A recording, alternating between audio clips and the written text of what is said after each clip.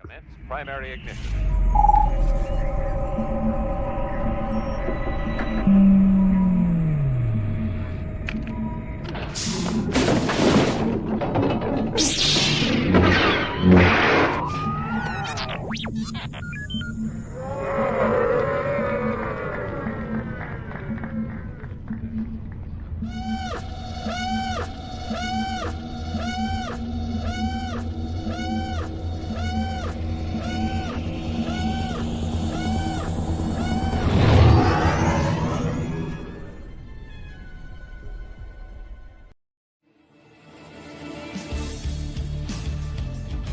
Hi, I'm Juan Davis, ILM model maker, and you're watching the Virtual Cantina.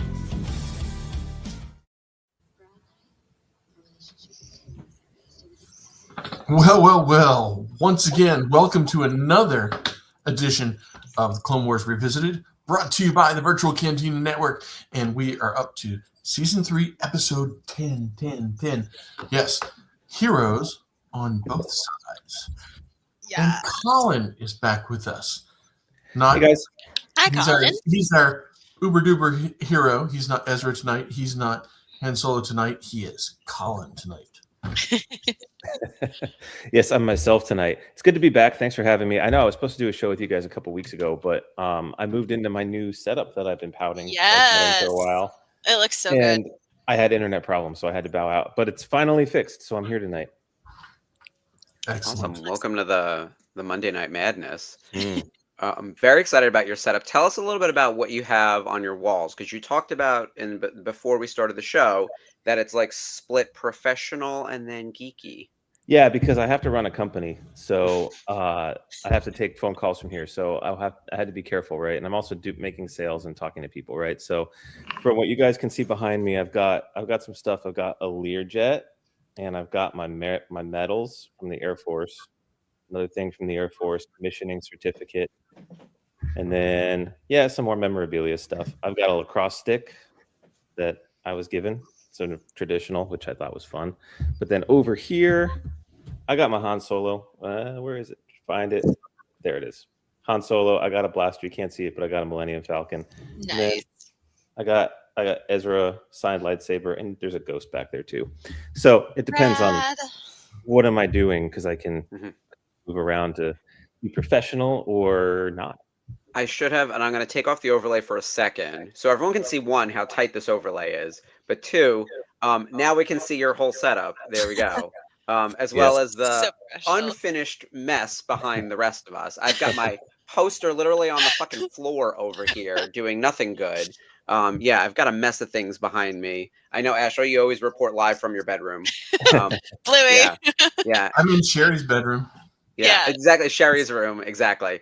Skis in Sherry's room. And then we did this, and then all of a sudden it was like, oh man, find yourself into the box. It is tight with the four of Look us. into Right. the box. And I think I'm in the box. So You're if good. I'm not You in the are. box, You're okay. good, You're Colin. centered now. Oh. We're My all overlay- centered. We were playing Where in the World is Spencer Jollis? Mhm. We all know now that he is in California. Bruh, that's exactly where I thought you were going to go. But if it's cold, I don't want to hear it. It's not, 29 degrees cold. It's been an Arctic freeze over here in the Northeast. Yeah. We had some bad snow and storms, and it sort of disrupted some Christmas plans. We had some snow. I worked from home today, thankfully, but I was not about to leave the apartment when the temperature registered at real feel of 12 degrees. Ugh. No, it's unacceptable. How is it down in like the Virginia area, Colin? We had 3 days where it would snow, 2 days off, snow, 2 days off, snow, 2 days off. Ew. And we got 7 inches, 8 inches, something like that. I was actually supposed to fly Did one it day. snow? Yeah. Oh, yeah. I was actually supposed to fly one day, so I got trapped in Newport News overnight, and then we canceled both days. So that sucked. But and now it's like 60 degrees outside. So I don't know. God. Yeah. And what about Massachusetts, Ashley? Well, it rained like hell today as I was moving stuff out of my storage unit, so that was extra fun. But all the snow is just about gone, except for like the giant piles that they had. But we got like maybe 3 inches of snow over the weekend, which was pretty good. It was like 48 today. But again, like trudging through a downpour with plastic totes filled with nerdy stuff. Yeah, luckily my friends are awesome and they're letting me keep my stuff in their basement, so shout out to them. But the post flooding, I feel like everyone I know has had some type of like house issue or something. Yeah. Well, look, Sherry's saying it was 70 degrees yesterday and 25 degrees today. Oh my God, no, like, thank you. This crazy, girl. We're not cool with that at all. Like No. this is how people get sick. This is how people end up with the plague. Yeah. Oh, several of my coworkers have COVID because that still exists and it is still going around. And there wasn't an effective vaccine this year.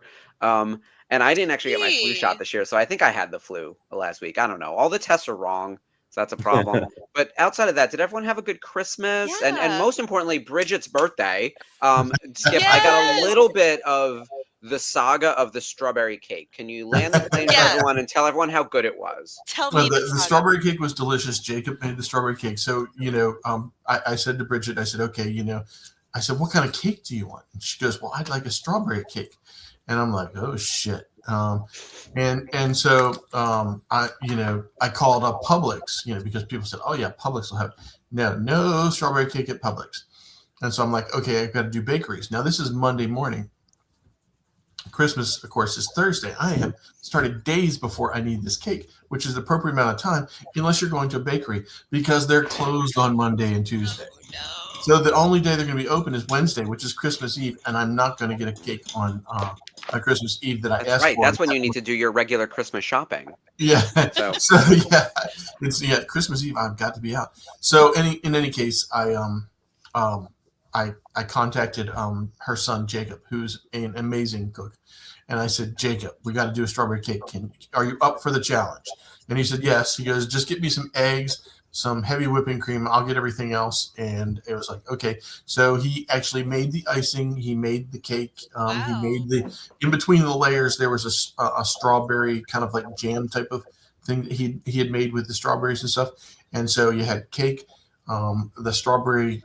Like cream is not the right word because it wasn't a cream, it was a gel, but strawberry gel, and then another layer of cake, and then I call that goo. Yeah, goo. It's a bechamel of some sort. Yes, and then he had whipped icing because his mom does not like the buttercream icing.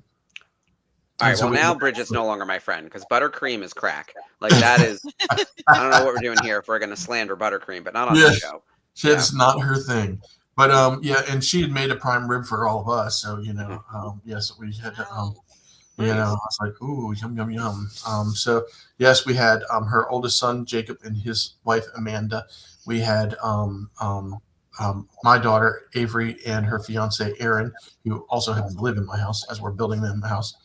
And well, bam, okay. Oh, Jeff is working behind the scenes. He's gonna recenter us. He's trying to. He's trying to make. Now I'm going to have to move my camera, when he recenters it. Look at that. We centered. Oh, look at that. Yeah. Oh, that's my. I can go back to my usual sitting position. I was off to the side. Timestamp does not show me getting my drink. I love the attention to detail from our mods because even Jeff was like, "Do you guys need anything?" I was like, "We're good. Like, we're so good. We're fine." Because I didn't tell anyone that Colin was joining, and so we didn't have like our normal 4-up setup. And I was like, "Oh, this one works. It's fine." I should have known that the ADD of either Jeff or Dave, someone was going to come in and be like, "I'm lining this up perfectly." Yeah. This shit is driving me crazy. Thank you guys. Yeah. So we we got up in the morning, did the typical, get up and celebrate Christmas. Avery and Aaron went over to his parents' house for they went in their pajamas and had breakfast at his parents' house. Mm-hmm. Then they came back and they got dressed and went to her grandmother's house. And then they came back and had Christmas and dinner with us. Oof, that's a lot of food. But yes. But yes, Bridget had a wonderful birthday. Her friend Melissa was here, and it was a wonderful evening, and it was quiet and easy. Being a Christmas baby is tough, and I think I made this recommendation last week for anyone in the chat. Watch Happy Endings, the sitcom from about 10 years ago that was on ABC. There's an amazing Christmas episode where it's revealed that Jane is secretly a Christmas baby, and they do like what it's like celebrating your birthday on top of Christmas. It's so good. Yeah, no, it's like, I mean, that show is basically a live action cartoon, kind of in the vein of 30 Rock, of like how Yeah. ridiculous things are. And that one really explodes in a fun way with the birthday Christmas overlap stuff. So hilarity ensues, Skip. So definitely show that to Bridget and be like, I have found a piece of media for you, especially because she loves Christmas so much. You guys watch all the Hallmark movies and all that. So, Colin, what did you do to celebrate Christmas? We stayed home. Look, I mean, as With the snow. Yeah. Yeah, as well. No, it was actually the snow was gone by the time we got there. So for I've done the last several of these shows in a hotel, so I'm not home as often as I would like to be. So we just stayed home. Gotcha. It was pretty like standard issue Christmas. Woke up, stockings. I nailed it with the stockings this year, if I do say so myself. Didn't nail it with the gifts, but I nailed it with the stocking. What was so special about the stocking? What's in there? Well, so we always do something goofy. And as you know, CJ loves 3D printing and he names all his 3D printers after Star Wars droids. But we're out of droids. So I had to go and search far and wide. And I came across a bunch of Clone Wars action figure droids that I ordered and got them here on time. And I put them in a stocking. And then I was in Target the day before. I never go to Target, but I had to get some last minute stuff. And I popped into the toy section. They had a Hot Wheels of his favorite F1 driver, so I got that as well. Nice. So there we go. Cool. Who did not win the championship this year? It's a point of contention in my household. Wait, there's that hot F1 driver that you and I have swooned Oh, over. Charles? Yeah, well, there's a lot of them. Okay. But no. I don't know. I know that you have a Zenith one, and then the rest are all like tied for second place. Yeah, right? so there's Charles. I saw a meme the other day, which is my girlfriend doesn't want to watch F1, and the answer was, "Well, show him Charles," and Charles is dreamy. And then I would say, Carlos is probably number 2. Oscar is his favorite, and he's okay. But yeah, then there's a bunch of them out there. They're all seriously good-looking dudes because they are all just professional athletes. Although they're a little weirdly built because they basically have like huge shoulders and necks and nothing else because that's all they actually work on. But anyway, they're truly the meme of like skipping leg day. Yeah. It's actually funny because you look at them and because they don't use their legs except to brake and gas, right? So they have skinny legs and kind of these bigger upper bodies. But going back to Christmas, and then nice breakfast, coffee, open presents. Doggos got their stockings; they were pretty happy. And then had a really nice foraging for lunch, which was basically just smoked meats, cheeses, and pickled vegetables. And then CJ made a really nice brie and cranberry chutney thing for dinner, which was decadent but delicious, and it was small but it was filling, so it was nice. It was a nice Christmas. Oh, that sounds really nice. Man, that seems fancy. Yeah, it was a little fancy. I know. I love that. I know, right?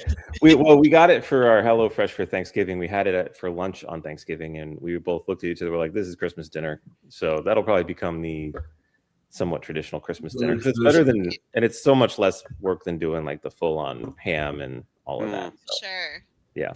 I grew up with Italian. We'd have lasagna and meatballs and sausage.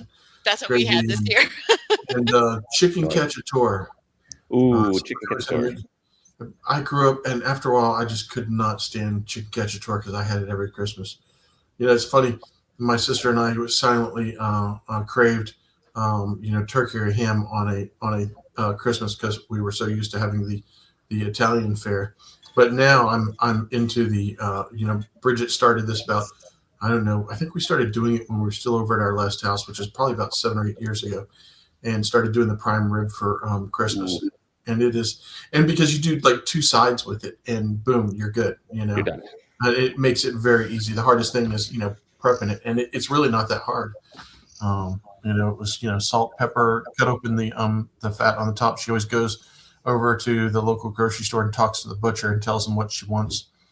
And she's on it. Oh my God. Oh, I know.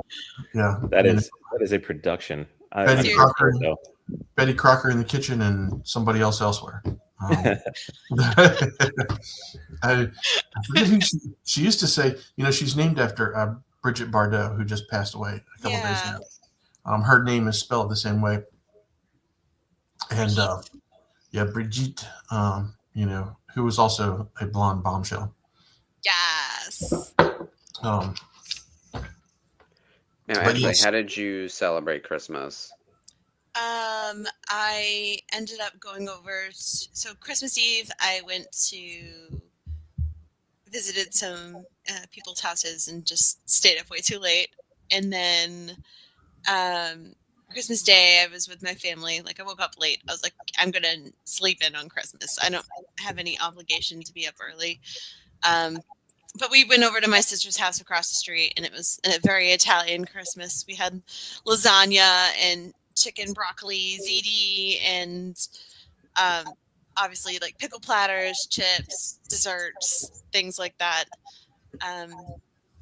Had lots of people over. My great nieces got a ton of toys, and they loved opening presents and driving their little like toy cars around. It was really cute. So just a That's very awesome. cool Christmas this year, and definitely one I needed. Good. Yeah, for sure. That's good to hear. It was the year of laid back Christmas. Yeah. Yeah. We did the same approach where it was like, let's just try to enjoy each other's company, Yeah. It became more about the people than about like, oh my God, I need to buy presents, blah, blah, blah. Mm-hmm. But I did get Bluey pajamas, so I was really excited about that. Nice. And an IKEA gift card, which is much needed. So my wife, her love language is gifts. So even though I told her, no, we're not doing any gifts for you between you and me for Christmas, though I do get her gifts for her birthday. It was, I knew I was going to get a little, I was like, not much, just a little something. I know you got to do it. But she loves to.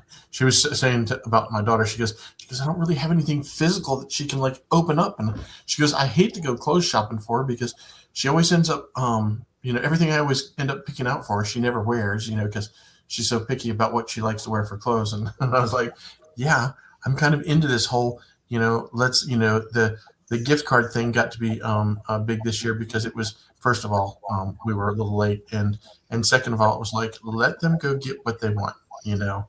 Let them find the things that they want. Let them be joyous, not in front of us. Well, hello there. What's up, Governor? How are you? And let them find joy in the moment that they get it, even if we're not there. You know what I mean? Mm-hmm.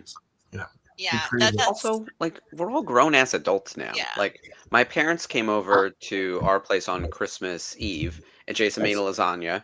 And originally we weren't going to do gifts, and I was like, well, let me do something for mom and dad. So we got them a cake of the month, which we've done before. They love a monthly delivery of something. So kind of like the idea of like HelloFresh or whatever else, like a box that arrives. And then we do cake a lot in my family. Like we're a very food motivated family. So even if we're just like coming over to visit, like we're kind of like dogs, right? It's like, is the coffee brewing? Is dessert out? We haven't even eaten yet. I need my snack before my snack. Like we're those types. And so the fact that a cake is going to be like mailed to my mom every month, which also gives a good excuse of like, oh, you're over here. The cake arrived the other day. It's been waiting. So that was very much like, it's cake. No one's going to complain. Yeah, so that was really good. But we kept the gift giving to like a relative like minimal thing. Like Jason and I decided we're gonna go see Oh Mary again on Broadway as like a Christmas gift in like 2 weeks. So we have tickets to see it with Jinx Monsoon, which is very exciting. She's nice. amazing. Cheyenne Jackson's still gonna be in it at that point. So like that cast overlap is really interesting. And then he also got me Mortal Kombat and Street Fighter Legacy collections. So I've been playing on my Switch like Street Fighter 2 poorly, by the way, because all my skills from when I was 12 years old have evaporated in the last. Just mash those buttons. Imagine that. Oh, it's terrible. I'm so bad. I'm bad at this game. I used to be good at this game. I don't know what happened, but like Tetris, I fell back into it. Dr. Mario, I'm in it. Every Mario game, I'm breezing through. Mortal Kombat, every person is killing me in Mortal Kombat. Like I can't save my life. In Mortal Kombat. You're more analytical than, killing things. Yeah. I think you just got to start button mashing and call it a day. Pretty much. And I'm like, I'm going to set this to the lowest difficulty. And the only way I got through it. Yeah. It's fun though. So we've been playing video games, but really the thing that's had me in the chokehold though is Heated Rivalry. Oh my God. That's all I've done. You watch that show and Your rewatch Instagram that feed show. has been crazy. I'm under the spell. Look, I'm a big pop culture nerd. I say it all the time, and I watch a lot of Sure. TV for work, right? Like I go on YouTube, I'm Sure. researching things. And actually like I know more about certain things than you'd expect I would, because sometimes we're trying to do deals behind the scenes on franchises and properties, and like sports I don't give a shit about. I'm like watching because maybe we're gonna do something with them. Like there's things like that. Heated Rivalry came out of nowhere, and I was like, oh, what's this show about? Like some gay hockey player thing? Oh, that could be cute. And then it's the #1 show on HBO. Yeah, that Like, came out of nowhere because you're the only person I knew that was talking about it, and now like then my Instagram feed is like all everywhere. people talking about it. Yeah, it's crazy. So I kind of couldn't believe it, because one, gay things don't, like, they've been using the phrase escape containment. Like programs that are specifically made by queer people for queer people usually stay in that lane. It's like Drag Race, right? Like people know RuPaul's Drag Race because they know RuPaul and they know it airs like on either MTV or VH1, maybe, if they know that much. And maybe they know a couple of the queens because it's been on for 17 years. But like most Americans, if you told them what's RuPaul's Drag Race, they'd be like, RuPaul's a drag queen, right? And that would be the extent of it. Heated Rivalry is like I said, #1 on HBO, above Welcome to Derry in terms of views, right? And they've got a lot of programming on HBO at the moment. Like nothing should be in the one spot other than like a DC movie. Like what are we doing here? Like that's crazy. So, and then it's all over social media. Like it really did take over my whole like last few weeks of just, and then I'm watching all the wraparound content because I can't get enough. So I'm officially obsessed. I'm watching people And you're react watching to the show. Stranger Things. Wow. And Stranger Things. Here's what's so funny. Which I am not caught up in at all. Stranger Things, which was also amazing. Totally the second place winner to this little hockey show from Canada. Like it's unreal how I've been waiting for Stranger Things to end now for 10 years. Love this show. I worked on product for this show when I was at Topps. It's like one of my all-time favorite franchises. I have rewatched Heated Rivalry 3 times all the way through, plus listened to all these podcasts, and I've seen Stranger Things once. Like that's crazy. Are you okay? Yeah. And I'm texting Mark like, Will gets his redemption story because, of course, he gets a redemption. He gets a redemption. Well, we can now add Will's name to the game. Yep. Oh. I was very excited about Will's coming out because, like, we all saw that coming. And if you go back and follow the breadcrumbs from season 1, like, it seems obvious now. But I guess it was more obvious going into, like, season 3. But either way, I'm glad that, like, most importantly, they're giving us explanations for things we didn't know, right? Like, we know what the Upside Down is now. So if anyone's not caught up, spoiler free, Volume 2 of this final season of Stranger Things is a lot of explanation. Ooh, Okay. okay. So yeah. Oh wow. That John, Governor, this is so exciting. Yes. Congratulations. Congrats That's awesome. to you guys. I hope everything goes well. Hope everybody's okay. We're rooting for your family. Make sure everything's all That's right. so exciting. Yes. Yeah, and just a few. Who knows? Maybe you'll have a New Year's baby. I mean, we're so close to New Year's at this point. Gosh. With that in mind, I know Christmas just happened. What's everyone doing for New Year's? Are people going out? Are people having parties? What's the plan? At my age, we stay home. Yeah, I honestly don't know. I'm up for whatever. I don't. Let's see. New Year's Eve is what? Wednesday night? Wednesday. It's Yeah. Wednesday, yeah. I have to work on Thursday, but like at 7 a.m. on Thursday's Thursday, hard. so I can't go nuts. But Right. I even if I just sit in my pajamas and watch the ball drop and from the comfort of my bed, it's another year. I'm out. And the finale of Stranger Things. Yes. Oh, Are yes. you going to see it at the theater? What are your tickets? Are you doing New Year's Eve or New Year's Day? I am not doing either because the nearest one is in Warwick, Rhode Island, which is. Oh, I'm sorry. I thought 45 you said you minutes had tickets. I misunderstood what you said. No, I have I tickets for New wanted Year's to, Day. but I was looking. Okay. Yeah, I'm gonna Avery- watch it at home on New Year's Eve for sure, and then I will watch it on New Year's Day in a theater. But we are gonna go to a little house party Wednesday night. So Oh, awesome. a few Avery things. and I decided that we would watch it at home because that way, if we needed to and we didn't understand something, we could rewind it and watch it again Mhm. so that we Yeah. could catch everything. We do that at the house, and that was our New Year's Eve plans. You know, Okay. when Bridget and I first started dating, we've been together 23 years. I'm 57. When we first started dating, we'd go out for New Year's Eve. You know, we'd go out, have dinner, go dancing, do a little drinking, haul our asses home. But now we're kind of got to the point where it's like, okay, not so necessary. We'll sit. We used to, kind of in the early 50s, we'd go out and get dinner and then get our ass home before everybody was going out. In the early 1950s. No, in our 50s. And as well, of course, Bridget can't say that anymore because she just turned 60. But that's exciting. Oh yeah, it was the big 6-0 this year. It was funny. She was like 53, and her mom would go, "You can't do that. You're almost 60." And she'd look at her mom like, "What do you mean? First of all, I'm not almost 60, and what does that mean, anyways?" Because she's from that generation where you're getting old. You can't do those things anymore. And of course, we're like, whatever. I'm doing the same stupid stuff I was when I was in my 20s. Oh yeah, like embrace it. You're only as old as you feel. And if Colin, you're what are you doing for New Year's Eve? You're gonna go clubbing? No, I highly doubt that's the plan. Yeah. After Texas, Mark. Let's. You did go clubbing this year, so Yeah, we'll see about that. I should have gone to that other party. Yeah, so it's actually going to be fairly low key. I mean, I used to go out on New Year's Eve, but I don't really do that anymore. However, a friend of mine is having a house party. He's having a 1930s Great Gatsby Guys and Dolls party. So I had to buy, and you're supposed to come dressed up. So I bought a tweed suit. Ooh. And I already have a top hat, not a top hat, like a fedora that I'm going to go out and do. And yeah, it'll be like the only time I wear this tweed suit. But speaking of age, I turned 40 this year. And so embracing the professorial aesthetic might actually be within my favor, because if you look, I'm the exact opposite of Mark. I don't really engage in pop culture. I watch the same 5 shows over and over again. But if you ever see the old Top Gear, when Richard Hammond, who's one of the presenters, turned 45, he just started showing up in tweed blazers all the time, and I'm like, I might embrace that.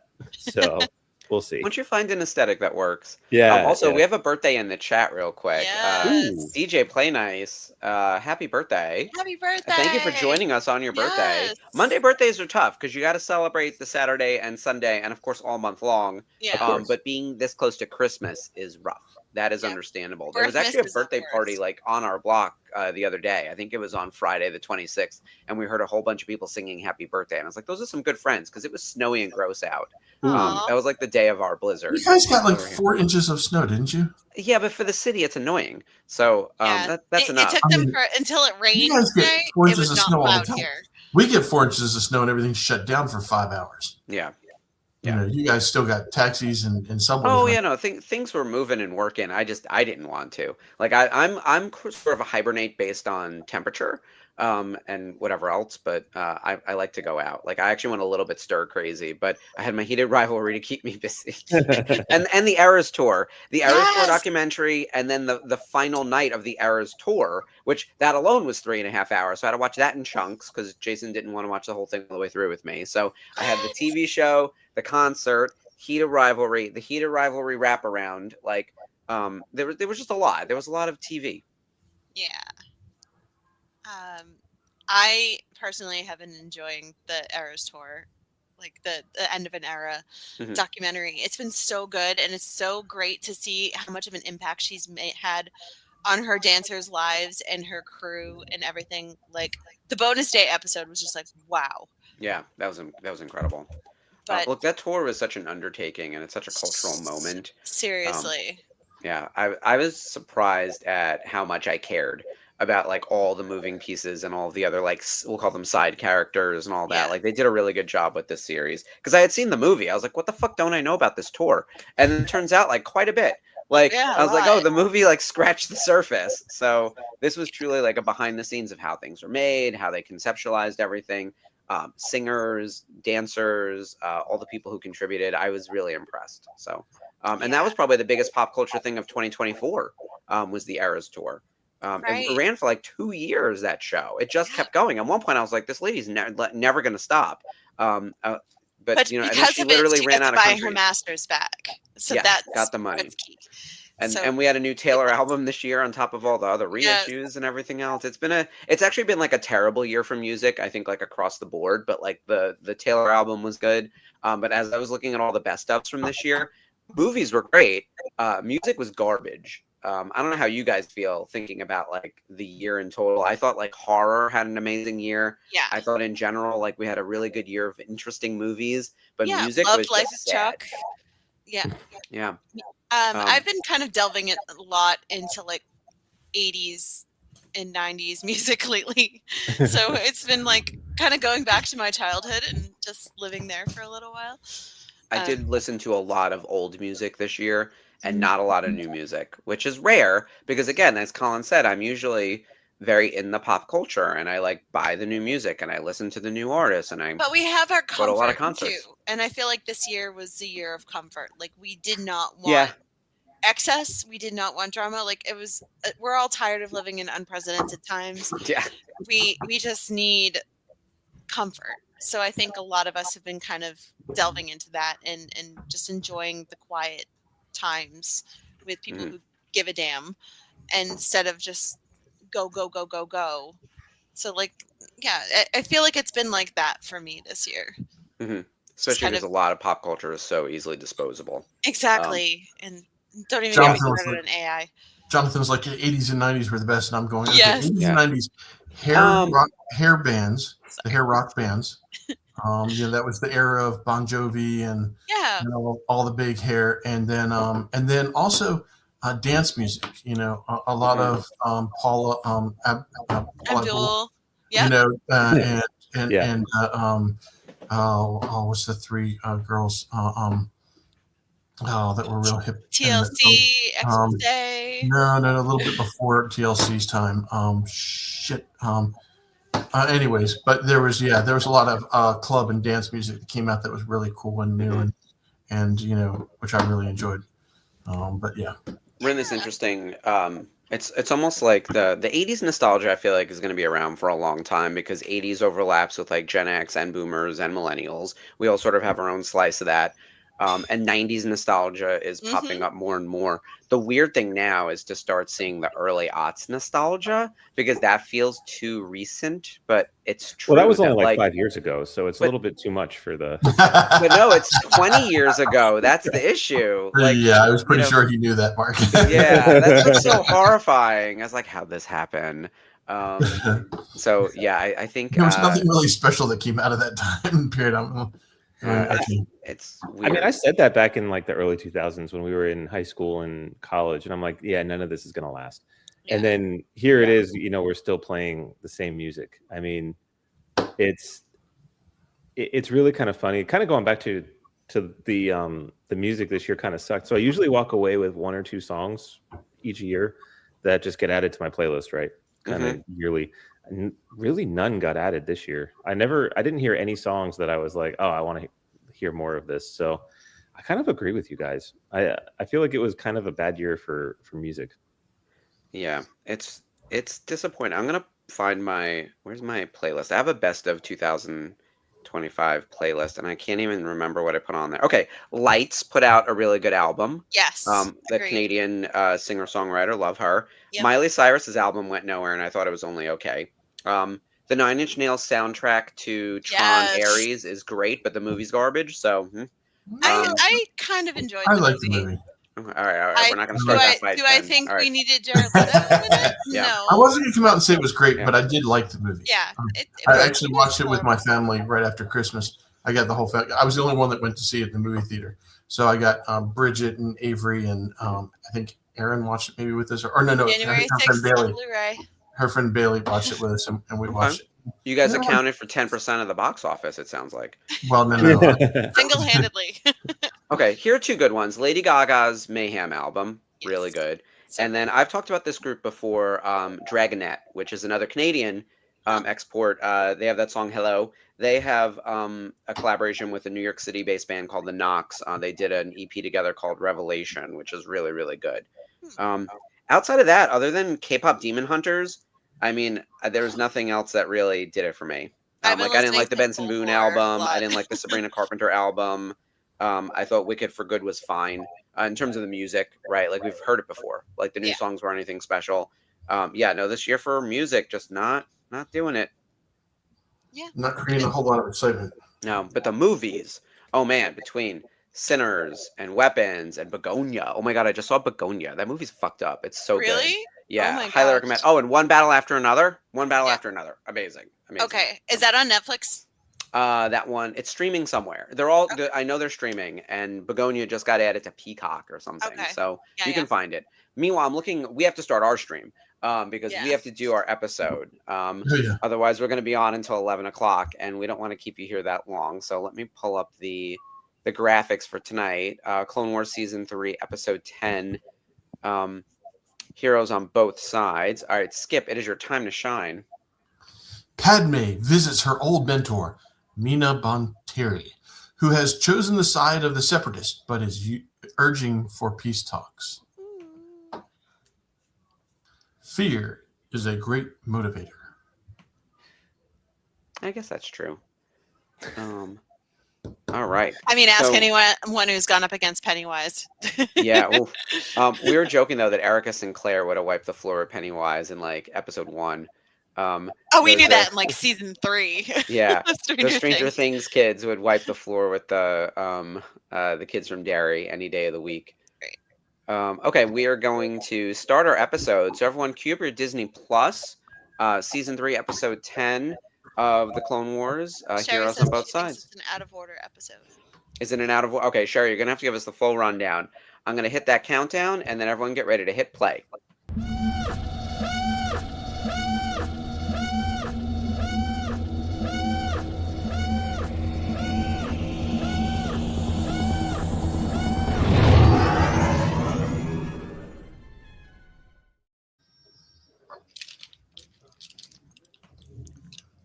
And Disney Plus is so slow. I'm still getting my spinny wheel.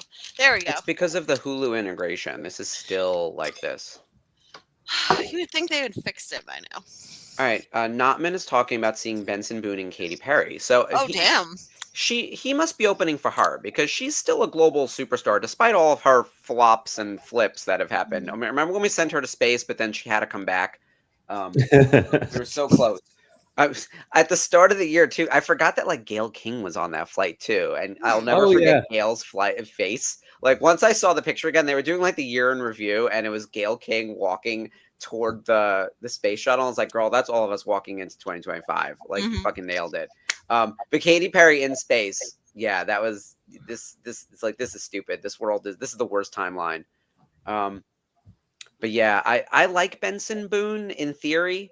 And I'll see him perform in like a YouTube clip, and I was like, okay, he seems really energetic and fun. I thought his Coachella set was good. I thought Charlie XCX's Coachella set was amazing. I thought the Green Day Boys really like encapsulated what Coachella's supposed to be. But then Benson Boone's album wasn't good, so I was like, oh, it's a sophomore slump. He had like a couple big hits. He's also really good looking, which like eases the path. And then you get into like the second album, and it's like, oh, there's no substance here. Somebody someday is going to have to explain to me the whole need for. I think my batteries just went dead in my pods, but the need to shoot these out of order, because Sherry's bringing this up, that this is a episode where Ahsoka has 2 lightsabers instead of 1, and how can we're not at that point. Yeah. So it's shot out of order. What is the purpose?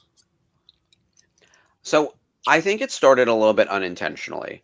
I think going back to season 1, they had issues with getting the animation ready and the episodes like fully finished, as well as then the dialogue and everything. And since these were supposed to be like tales from the Clone Wars, they could kind of happen anywhere, right? Like we all knew what was happening because it was only set between Attack of the Clones and Revenge of the Sith. Like there couldn't be that many surprises. And if anything, it was going to be these little side missions. So Skip, you were saying at this before we went on air that you had heard that Anakin and Obi-Wan weren't even supposed to be in the Clone Wars, which I think strengthens that idea that these were going to be like side quests and shit. Like so the continuity from left to right didn't matter so much. We just knew it all took place during this like jumbled 2-year period. Which also, as a side note, I was informed that this episode represents a breakthrough in the animation too.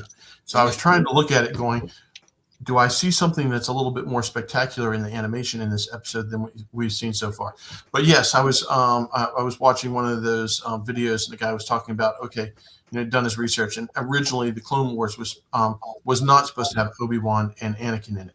It was going to be kind of like you said, a whole sideshow, and Ahsoka was going to be in it, but her name was something, as everybody wants to go to, as Colin said to me earlier, Ashla, because it's a representation of the light side Force users.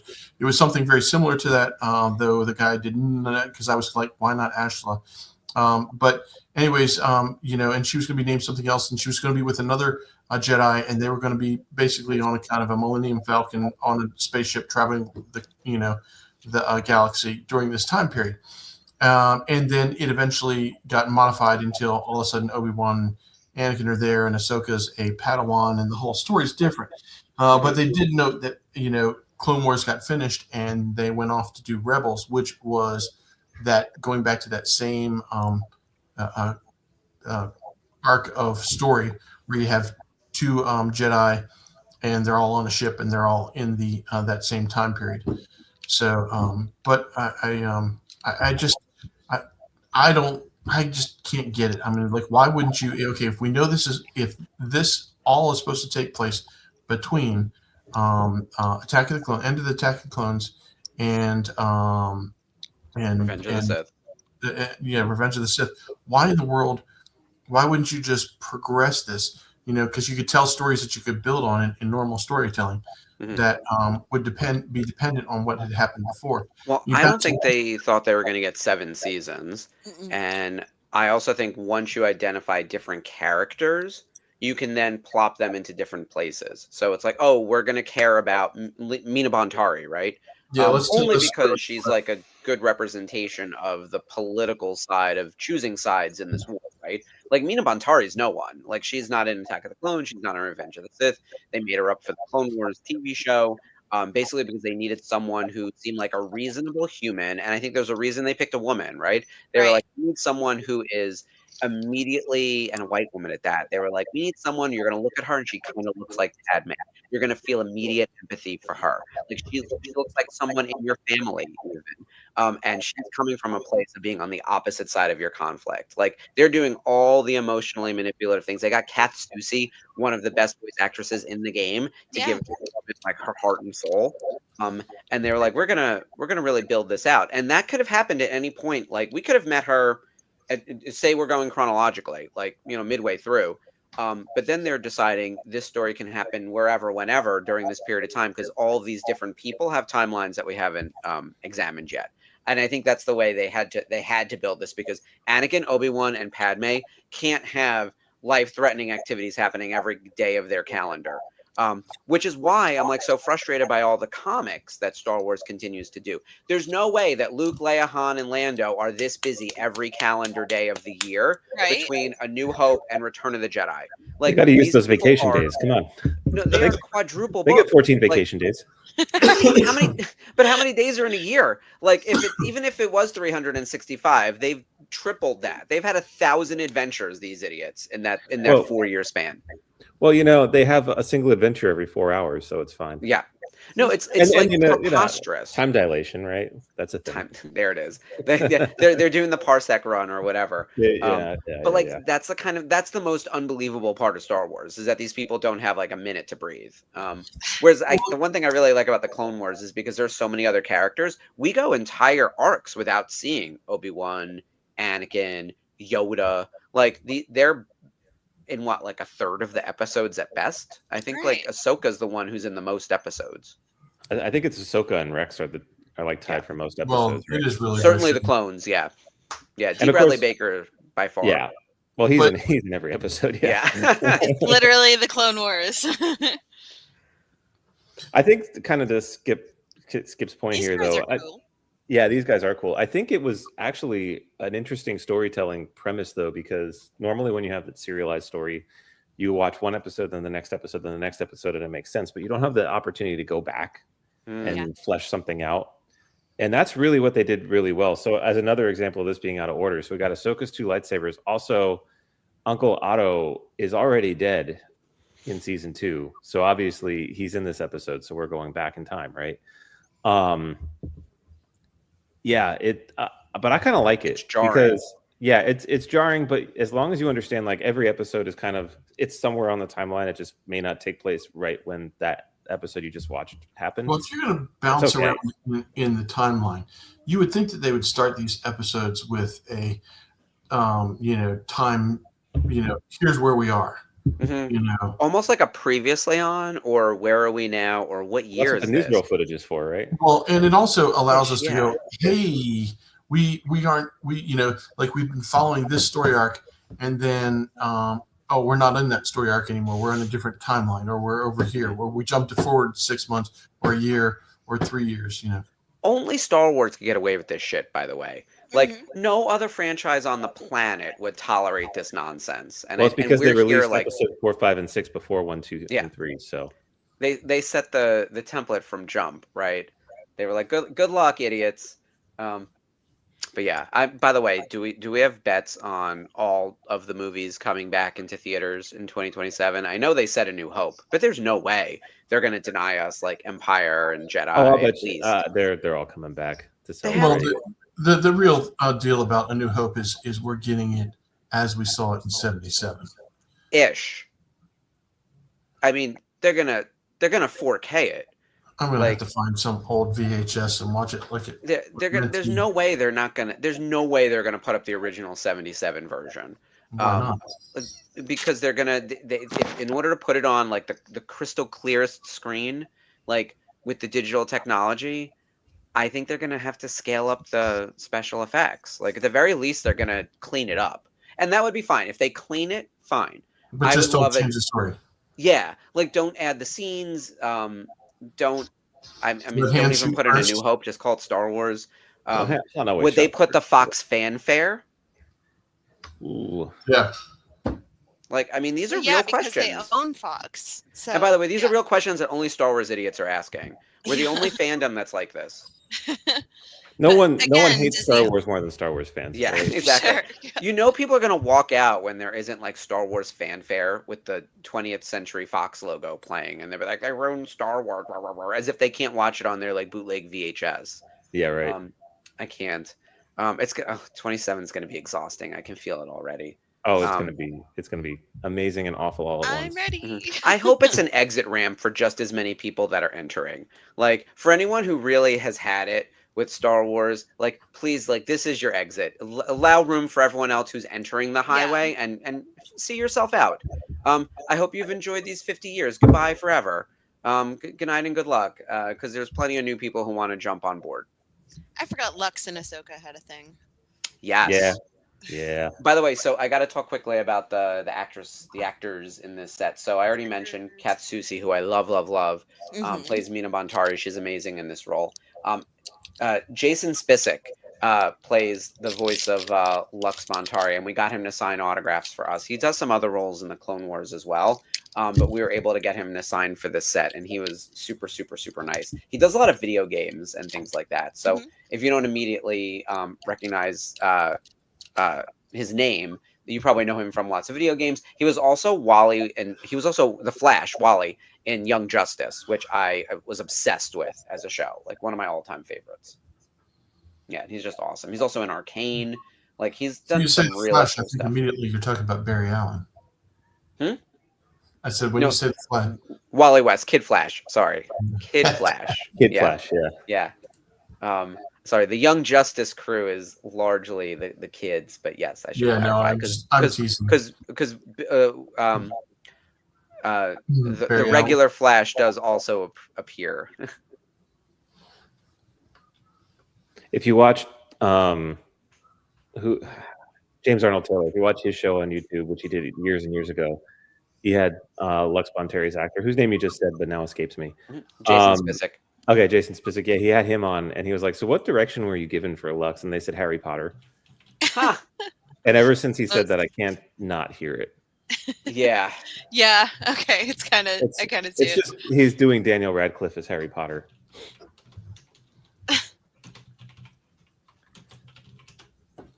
Also, kind of loving the neck tattoo. That's a bold choice right there. Neck and arm tattoos. Neck Like, and arm she's- tattoos.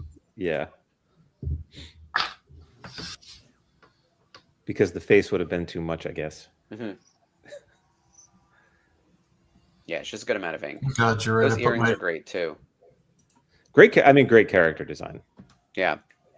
One of the things I appreciate too is that, like, the war is obviously manufactured, right? Like, by Palpatine. We know this as the viewer, but even in universe, like, people understand that there are plenty of planets that just don't want to get sucked into the war. They want to remain neutral. Right. But then there are also, like, legitimately normal people who believe in not being part of the Republic. And rightfully so. The Republic is a disaster and a nightmare. And so, like, the Separatists it's not as clean and easy as, like, Count Dooku and a bunch of battle droids. Like, Mina Bontari is a reasonable person who I think breathes a lot of actual humanity into their side of the conflict. Well, that's the whole point of her character, right? Yeah. Is to show that a reasonable person could be a separatist. Yeah. And she gets killed for it. I mean, eventually. I don't remember if that's actually in this episode, but, like, yeah, spoiler alert, on a show from however many years ago. That's the next she's someone who episode. doesn't survive the Clone Wars. And I don't think they kill her in this episode, but I know Lux returns. I don't remember what happens with Mina.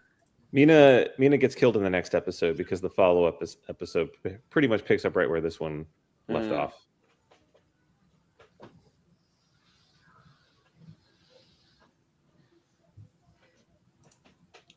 I'm looking at some of Jason Spisek's other stuff too. I forgot how sexy he is too, just in real life. Because you know what happens with, like, these voice actors? You forget what they look like. And I was like, oh, he should be on screen more. He's done a bunch of Clone Wars stuff because he plays Lux, but he also plays a couple of other background characters. He has a Coruscant guard. He's a pirate. Yeah, he's in a few things.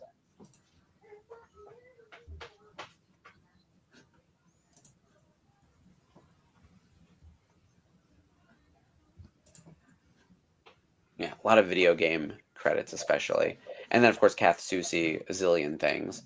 I'll pull up her. I'm curious. I'm always curious as to what IMDb says you're best known for, you know? Like, for her, it's probably, it's Rugrats, which is not super surprising. She's also in... Okay. Yeah. Yeah, she plays Phil and Lil in Rugrats. Yes. That was, like, my first exposure to her because it was like, okay, this is... like, I loved looking up where voice actors came from when I was a kid. Mm-hmm. She was also in Futurama, which I didn't realize she plays Qbert Farnsworth, you know, the, like, clone kid of the professor, or Fry, I guess. She's done some Looney Tunes stuff. Let's see. Yeah, it's all voiceover. She's also in Young Justice. She plays Queen Mira.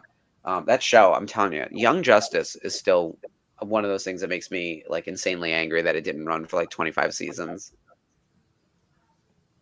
I want to put up Sherry's comment about the continuity. We really do need our Joe Costanu, Sherry Evans, to do all the deep dive and get all the information for us, because this is what it's like watching a Star Wars. Those Forces of Destiny episodes are, like, hit and miss for me, but there's one really good one with Ahsoka, because the question I always had was, does she know about Anakin and Padme? And they answer that question in one of the episodes. Yeah. 100%. Clearly no. Yeah. I like the one where she's teaching Padme how to fly. Is that same episode? No, it's a different episode. It's the one where Anakin and Padme are going off on the Jedi shuttle for a weekend away as a married couple, and Ahsoka's just like, hey, I'm here too, as a little sister. And then they end it, and she's, I forget what the dialogue is, but she kind of looks at Padme and says, you guys make a really good team. Yeah. And they're very clearly playing the subtext there. There was an amazing meme going around where it was right after, like, season 7 had ended, and of course it was all too soon. It was this group photo of Anakin, Obi-Wan, and Ahsoka, and they're all sort of, like, holding each other, and they're like, don't worry, as long as we stay together, nothing bad will happen to any of us. And then it shows, like, the final 3 scenes of what happened to all these characters. And it's like, no. Obi-Wan Kenobi struck down on the Death Star. Anakin like burning in the flames, turning into Vader, and then Ahsoka standing there in front of all the dead clones in the final shot of the Clone Wars, and it's like, and everything turned out great. It's just, yeah, like what a horrible tragedy. And we're just like waiting for it to happen. We're all just sitting there like, it's terrible. Oh, and here comes the Emperor. I must be ahead of you guys. I'm on time index 1813. Oh, I'm a little behind there. All right, let me slide up. Oh damn, this droid's good. My Disney Plus took a long time buffering before it got going. I'm watching on YouTube. As always, I bought it. I have Disney Plus. I just don't have it here. Ah, because I deliberately didn't put any. Sorry, I'm playing with my light here. I deliberately didn't put any TVs out in my office space so that I wouldn't be tempted to watch anything. Oh, Lonnie, we've been discussing that point of why in the world they didn't make it chronological, or why would they bounce around. You know, the most popular theory that Mark put out is that they didn't know how many episodes they were going to get, so they wanted to tell certain stories, so they bounced around in the time arc. Mm-hmm. And also, once you pick a different character, like, it doesn't matter if, you know, if the story that we're telling centers around a rando Jedi like Plo Koon, you could do that thing that would take place before season 2 or season 3 to tell that story about Plo Koon, because it doesn't really matter that it's out of order from where we are in season 4. Which is why it's kind of like a tale show. I always think of Clone Wars as kind of like an anthology. And there's definitely a way we could have watched this. And I know that I don't think Sarah is in the comments because I don't want to tell her that she's right. But like there was a moment when she was really pestering me before the show started. She's like, you should really do this chronologically.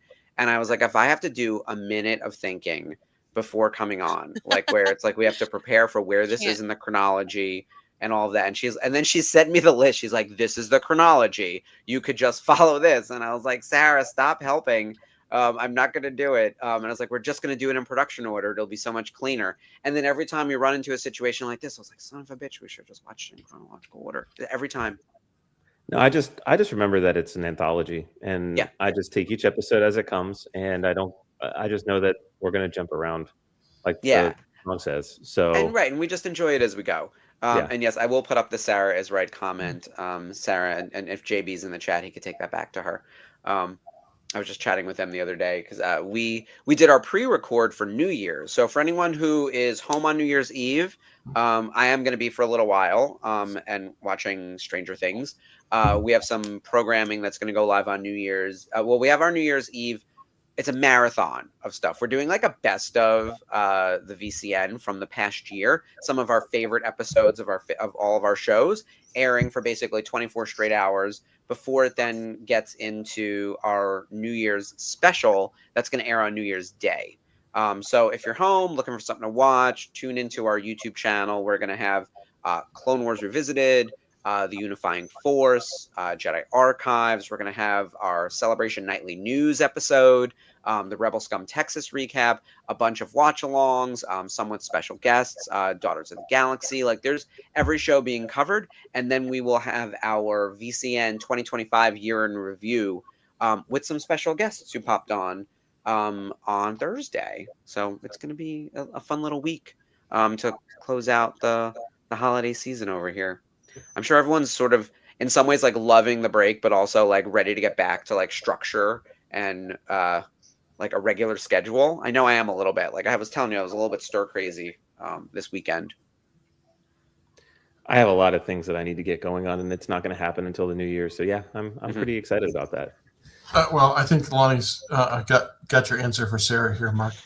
You know, it would be impossible to do because even in one episode, they have time jumps. That's true. And that's, I also like, I mean, I also think production order is like the right way to watch Star Wars, just like full stop. Like I would never tell someone to watch the prequels and then watch the OT. Like that's ridiculous. I really think like production order is best as close as you can. Like I get that, and like maybe you can't watch every single episode of Clone Wars or all the seasons of Clone Wars before you get to Rebels or this or that or whatever. But like generally, production order should be your your North Star, and then fill in as needed. And maybe you're not going to watch everything anyway, and then sometimes you need an explainer video. I know I've watched everything, but I've not read everything. I can't read all these books and comics. I wouldn't be able to keep up with anything else in pop culture, right? It's impossible. I've read about 90% of the novels. You I did give you that credit for that. years ago, though. Like Yeah, I before did was it, like- but I got to do it as they were coming out. yes, that's You know, a very I'm- different thing too. Because I was sitting in an office having to kill some time, Yeah. and I'm reading Timothy Zahn. There was his books and a couple others that were out, and then I was kind of catching them as they were coming out. So yeah. Yes. No, I agree. Production order. If somebody tells me I want to get into it, I'm like, just start with A New Hope, man. Just start there. Let's hear Now- my killer card. He reads Now- everything. I will tell you, I didn't see that much of a difference in the animation. Did anybody see anything that screamed? No, but I've seen these things so many times now. I notice when it's not good. I don't notice when it is. Yeah. Yeah.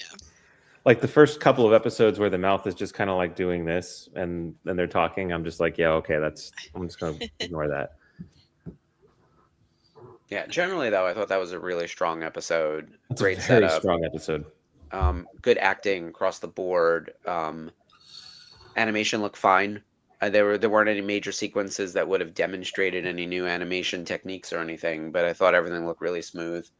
But yeah, the story is really strong. And going into the next episode, like you said, Colin, we're back. We're sticking with the Bontaris and everyone. So we get more with Padme, and then Bail Organa is back as well. So we'll see how this plays out next week. Actually, everyone's back. I'm looking at the cast.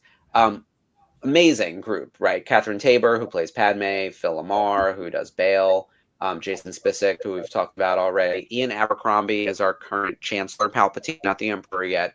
Tom Kane, of course, is our narrator. Kath Soucie, who's doing double duty. She's actually playing Mon Mothma in the next episode, as well as Mina Bontari. Stephen Stanton, who I love, who plays Mas Amida.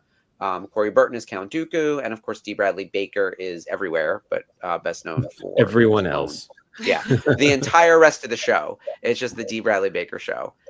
So yeah, what a fantastic cast, and excited to see next week. I forgot like how quickly it all like implodes with them. In my mind, like I think Lux Montari returns at a later time in different episodes, like later. Yeah, in the he's series. in. He helps introduce Death Watch, I think, next season in season 4, and then he shows up for the Onderon arc. I think that's the last time we've seen Onderon with Saw Gerrera, but the comments will correct me if I'm wrong. Yeah, someone will know. Sherry will know. Someone will know. Back when we used to do research, I would have had that ready, being like, and the next time we're going to see, whoever. We can't be doing that anymore.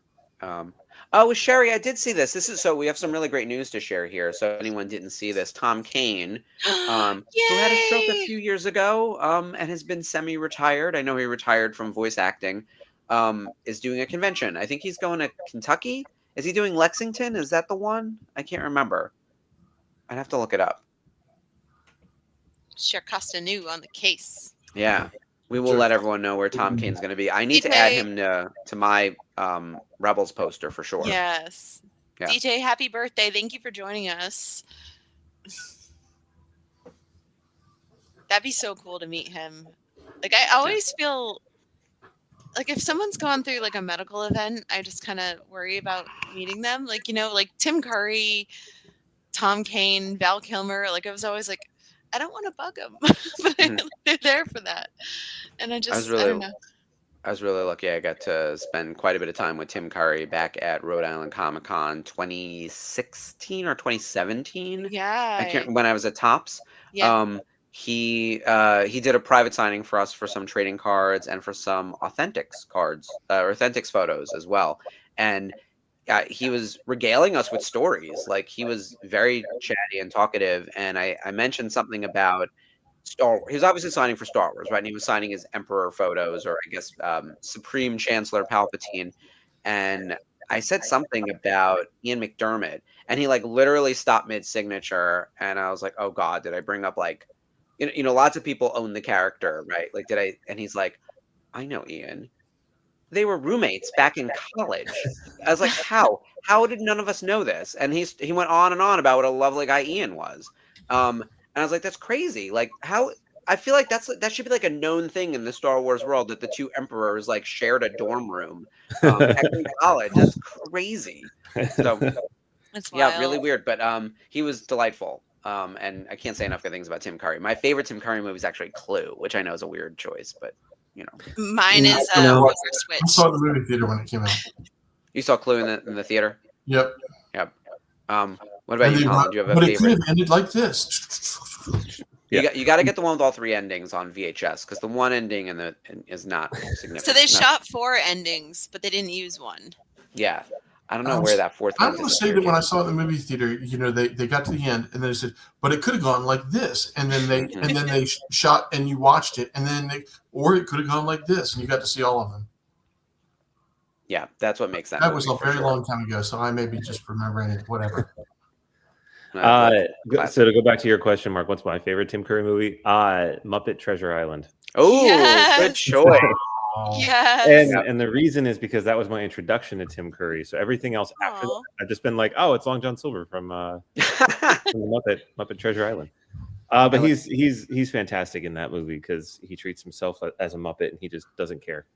He took a page out of the Michael Caine handbook. He just hands it up as a Muppet. He did the opposite, but he also did the same thing. Yeah. He went so far in the opposite direction, he came back around to the other side. Yep. He was so ahead of the curve, it became sweeter. Just to put this up real quick from Sherry, she confirmed that it's Lexington for Tom Kane, and he's only doing pre-signed 8x10s and photo ops. So a little disappointing that I can't get my poster signed, but understood. Yeah, and yes, we, Pirate King and Pirates of. Ooh. I was in Penzance. Pirates of Penzance in high school. I do like Gilbert and Sullivan. I should see that. Yeah. Nice. I was too. I'm excited to see what happens next with the Muppets with Disney because it seems like they're going to start caring about them again.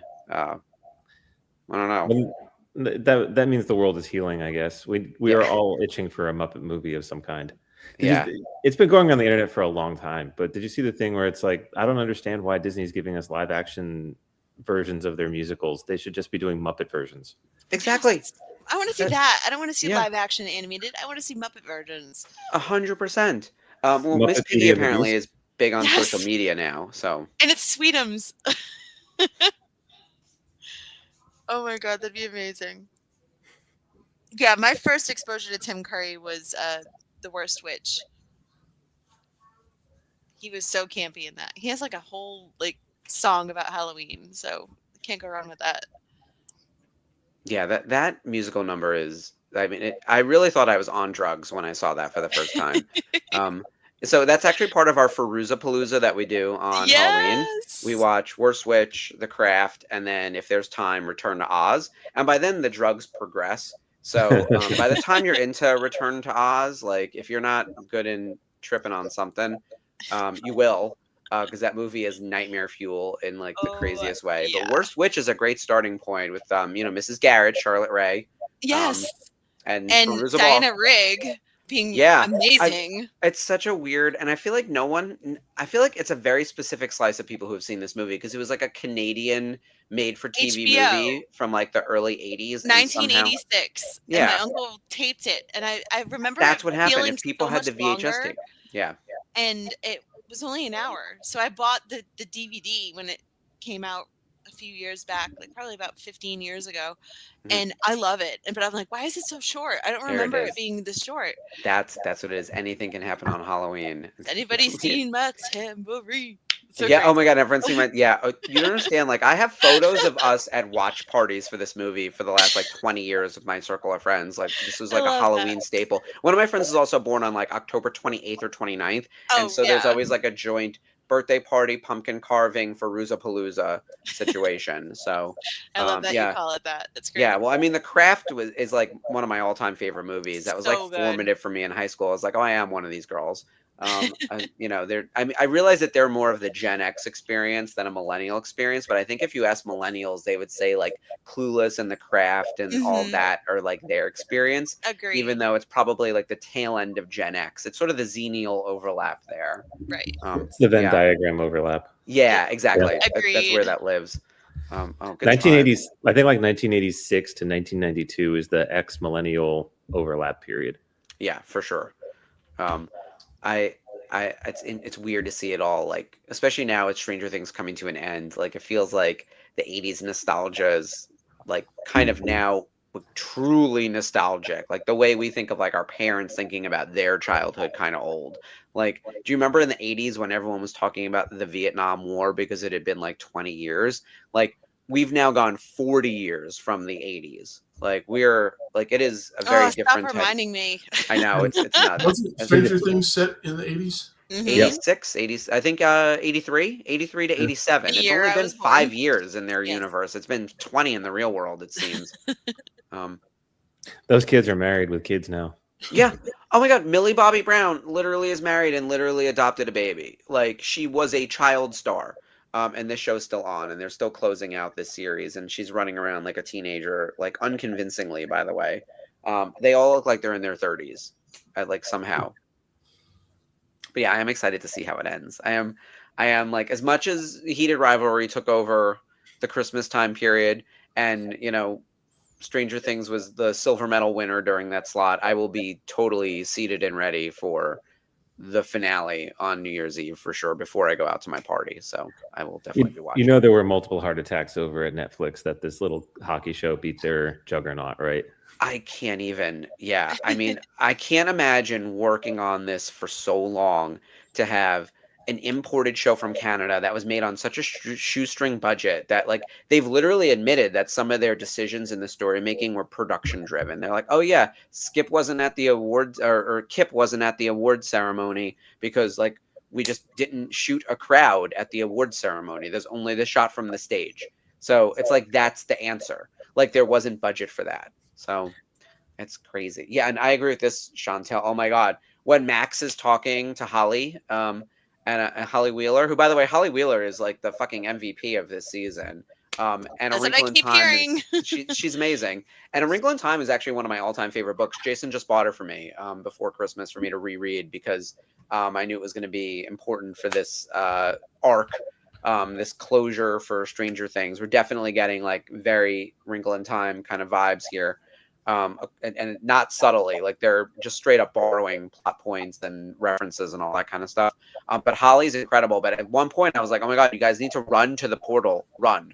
Like, the fact that you're walking and talking is like unacceptable. Yeah, nothing is, it's everybody's going, it's like, would you pick up the pace so you don't die? Yeah. There's some of that. And I know she wants to like reassure her, but also like, I need you to wake up from your coma, please.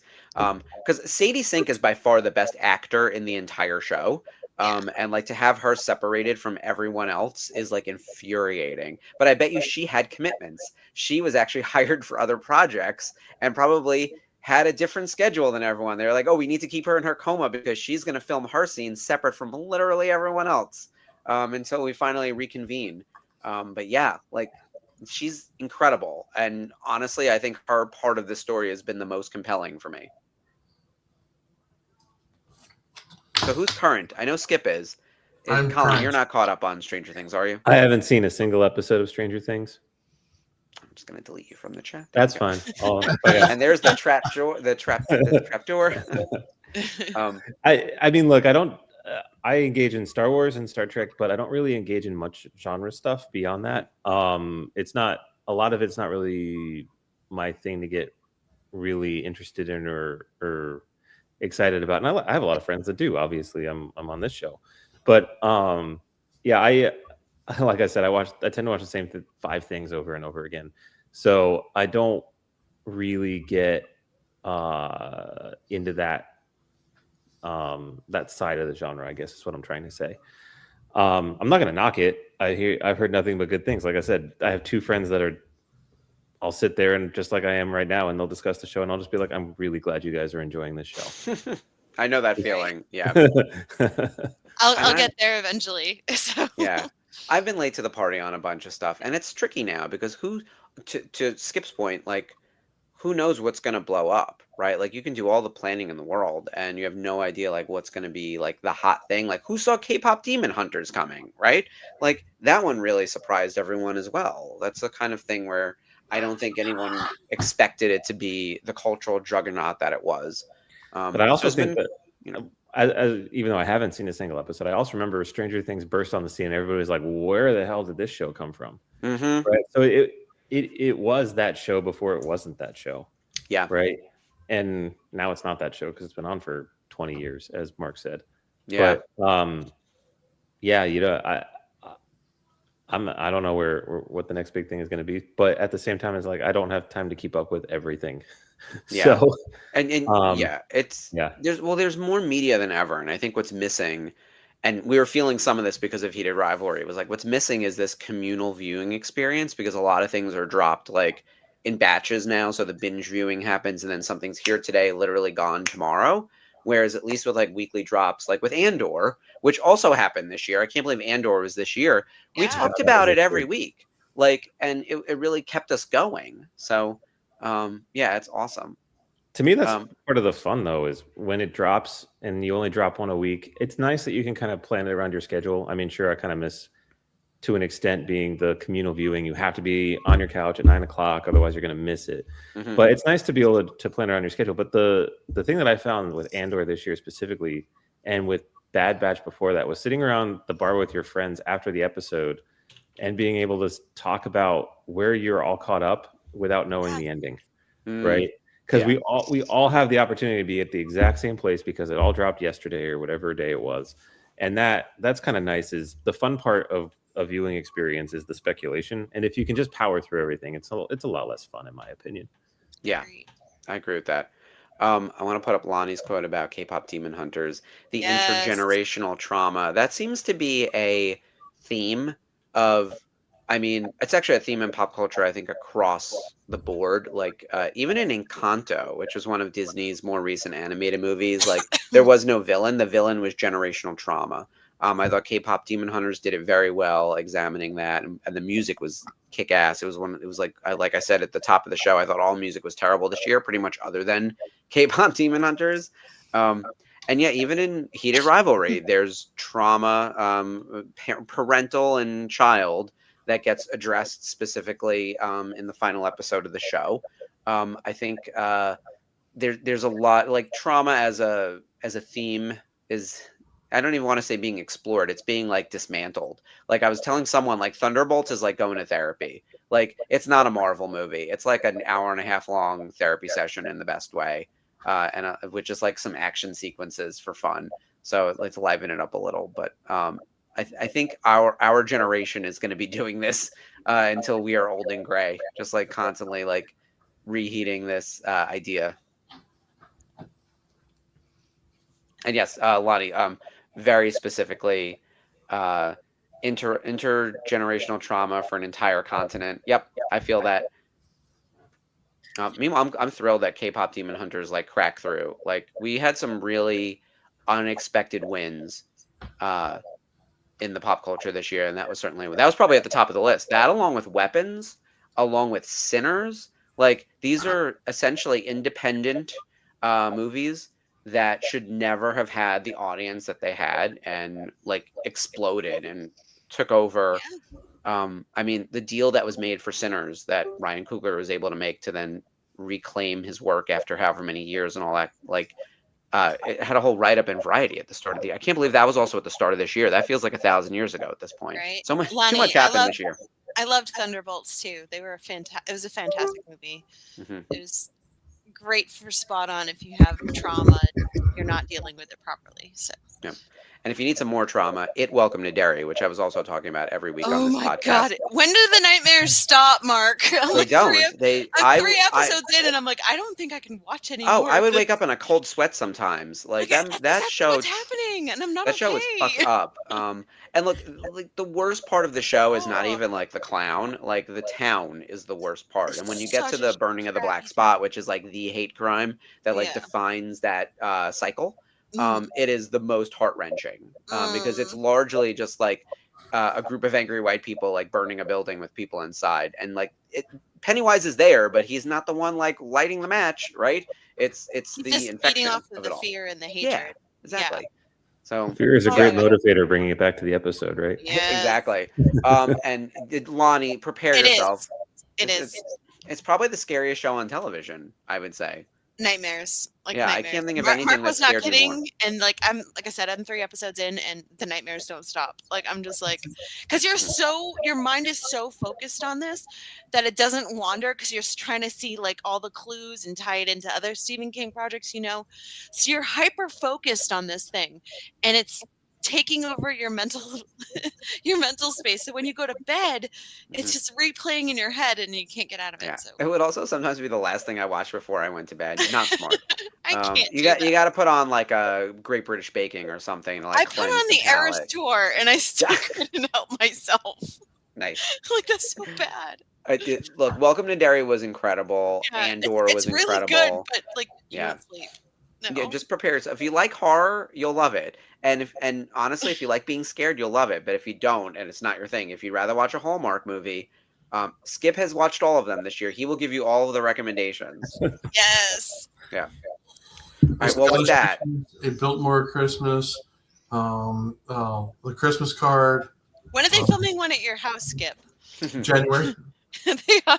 Oh, at my house. No, not my house, but the Biltmore house. They're doing another one in Biltmore. Oh my God. They're searching for extras right now, and they start shooting in. I have to send a picture of myself in, and yes, and they shoot in January. That's nice. awesome. You absolutely have to do that. Yeah. Cheer him on. Let's go. Yeah. I mean, you know who's going to up in the movie is fucking Jeff Caffrey. He will accidentally visit and accidentally end up in that movie. Jeff will find a way. Through the background. Yeah, Jeff can coach me on how to get in. Yeah, he'll be like, "Oh, I just wandered onto the set." He'll get a speaking part and a SAG card and everything. That's what'll actually happen. You got to keep us posted on the Biltmore Christmas. Yeah. Until then, I do want to put up one. This is our schedule for the week for anyone who is looking for some programming while you're here on your extended break from Christmas, New Year's, etc. We've got our best of 25 episode of the Nerf Herders. The Nerf Herders do have a re-air happening on Wednesday as well, but we're doing a best of 2025 from across all of the shows starting on Wednesday. There's also a New Year's special happening on Thursday, as I mentioned. I'm going to put up the graphic for that. This is our year in review with a whole bunch of the hosts and moderators. We're going to talk about all of our favorite stuff that's happened over the last year on the network. So much has happened. It's been such a crazy year. And then we have a new episode of Life at Lightspeed, which is actually our first show of the year, really, with Colin and Bree doing all the news. And then we have a Jedi Archives happening on Sunday. So it is still a busy week, but make sure you join us on Thursday night. And instead of the usual watch along, it'll be kind of like the 100K episode where we brought people on and just talk about some of our favorite stuff from the channel. Yeah, long live the Republic. Yeah, but I know we were well over time, so we should say goodnight. Any closing thoughts before we go? Yeah. No, thank you everyone for joining us. Thank you, really Colin. great seeing It all was of you good to guys. see you. Yes, great Good to be back. Thanks. Yeah, good seeing you, Colin. All right, everyone. Happy New Year. Happy New Year. Wishing you all the best going into 2026 and really looking forward to everything we're going to be doing with the network. Be sure to join us on Thursday for our recap. Until then, may the force be with you. Thanks, guys. Have a good night.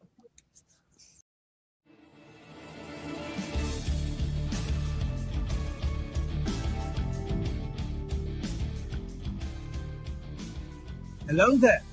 Hi, I'm Mark Buttle. I'm the Director of Programming at the Virtual Cantina Network, and I'm here with James Arnold Taylor, the voice of Obi-Wan Kenobi. Obi-Wan Kenobi. Yes, I know that one well. I have the high ground if I do. Wait, yes. Thank you. Now I have the high ground. And you are watching Clone Wars Revisited. This is the show you're looking for.